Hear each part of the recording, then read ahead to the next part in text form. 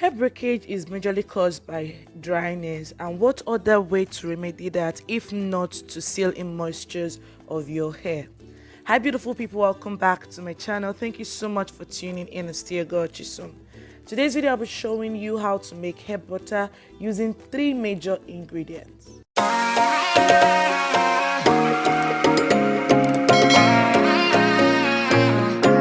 Welcome back guys. Our first ingredient is moringa. Moringa is rich in amino acids, which are building blocks of cells, therefore helps in rejuvenating of hair, thereby reducing alopecia and in also baldness. It activates the dormant hair follicle, thereby enhancing your hair growth. It is also a rich source of biotin. It is rich in omega-3, vitamin A, iron, and then also zinc. Then our second ingredient is olive oil. Olive oil is a carrier oil which you can use when you're making of your hair products. It also serves as a sealant. Then going on ahead is the butters. In this video, I'll be using 3 major butters, which are cocoa butter, shea butter, and then mango butter. The first one which I added into my mixing bowl is cocoa butter. It is whitish in color, and then also you don't need anybody to tell you that it's cocoa butter. It smells like cocoa. And the second one is shea butter. It is yellowish, and then there are also some that are also whitish. And then also I have my mango butter, which is the softest of all of the butters. Cocoa butter is the hardest, while the mango butter is the softest.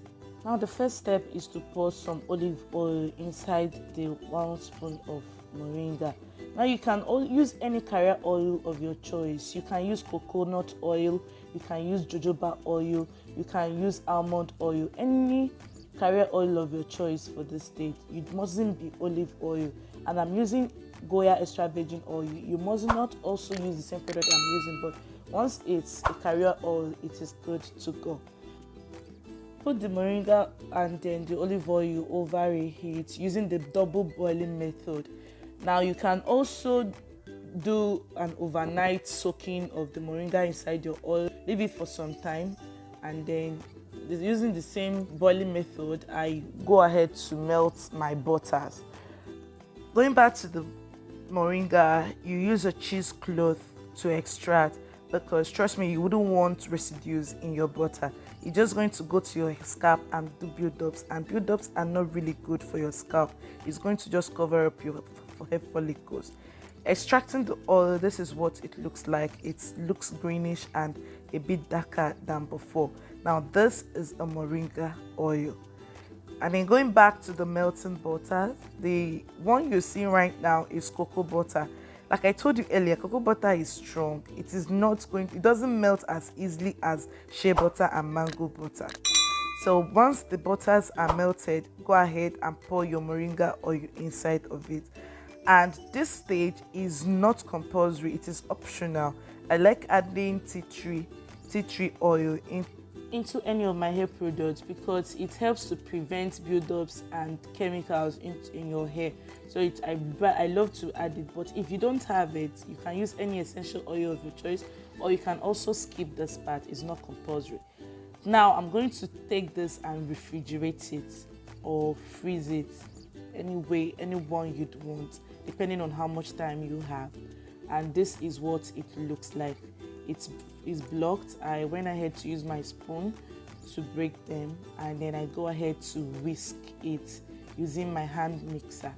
Now make sure you mix it very, very well, and it comes to something like this, looking all buttery and all pasty and all that. Then going on ahead, I transferred it into my container. Now from this container is where I'll be using it.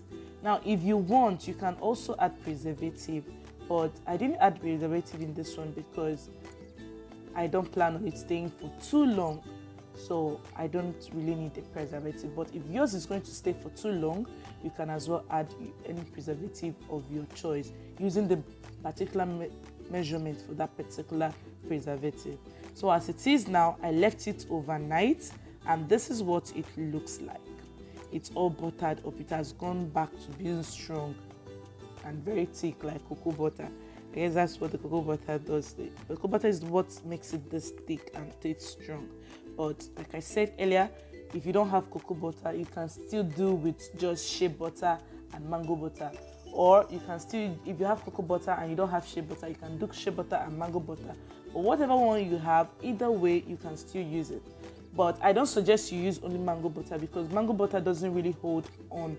It's very soft. It's not as thick as the others. So whatever you are going to use, let it not be just the mango butter.